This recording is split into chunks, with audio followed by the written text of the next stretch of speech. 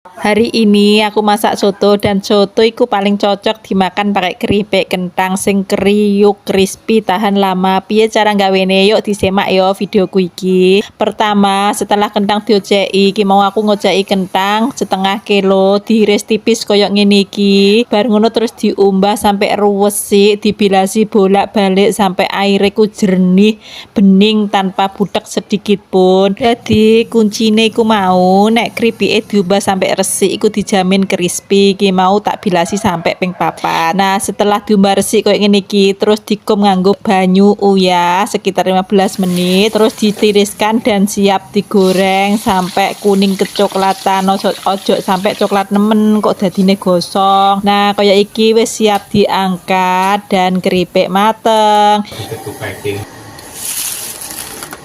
Chicken, chicken, chicken, chicken.